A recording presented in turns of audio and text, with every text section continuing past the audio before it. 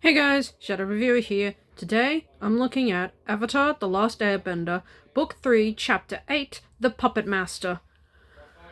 And boy, its reputation as being pretty much a horror short is very well earned. I mean, the whole concept of your body literally being controlled like a puppet with the water inside your body is sick.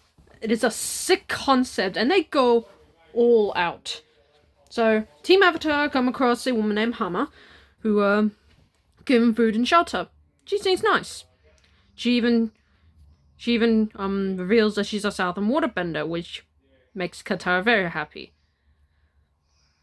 And it turns out Hammer was the last survivor and the only one to escape the Fire Nation prison. In a very dark way. I'll get to that in a bit. And it turns out every full moon, villagers start disappearing. So they try and figure out who did it. And it turns out villagers have been controlled like puppets and placed in a prison. And in a very dark twist that some might have seen coming, but still pretty shocking. Hama has been the one kidnapping these villagers, and it turns out she's been torturing them as well. For it turns out what she's been teaching Katara is not water bending, not sweat bending, blood bending.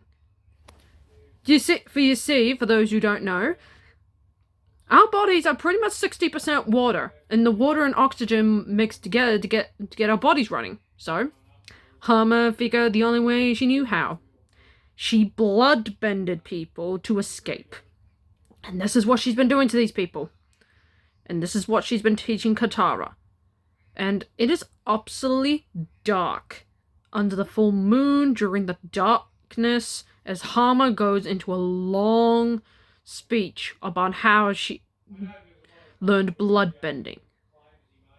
And when Katara refuses to learn it, and when Katara tries to stop her, she uses Katara's body as a puppet.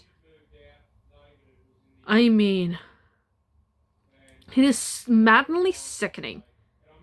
And when Aang and Sokka come in to try and save her, Hama tries to control them both to hurt Katara, and then almost gets Aang killed by Sokka's sword.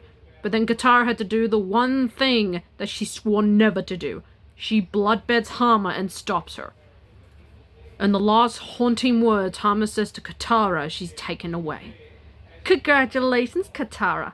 You're a bloodbender." And that laugh signifies Katara breaking down in tears. Pretty much signifies that Katara may have won the fight, but the damage is already done. There's nothing she can do now that she has the knowledge to bloodbend. And Hama laughing as she's taken away pretty signifies that even though she's been captured, her work is done. Damn. And we get a pretty awesome fight between Katara and Hama as they uses the forms of waterbending. It's pretty cool. But the idea of bloodbending and using it on your victims is sick. I mean, many horror villains. What are the possibilities? I mean, Eraser Jin from Wishmaster couldn't do it. The puppets from Puppetmaster couldn't do it. I mean, Andre Toulon, the main antagonist of the series, couldn't do it. Even Freddy Krueger, the main antagonist of the Nightmare on Elm Street films, who kills his victims in their dreams, wishes he could bloodbend his victims. I mean, such a sick concept. And given that water is in our bodies, and blood flows through it, that is enough to give people nightmares. I mean, what an impact. Yeah, that's my review of the Puppetmaster. I mean, what a sick idea. And Hama is a pretty great one-off villain. And poor Katara.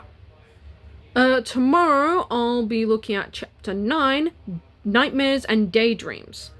Until then, I'm the Shadow Reviewer, signing off.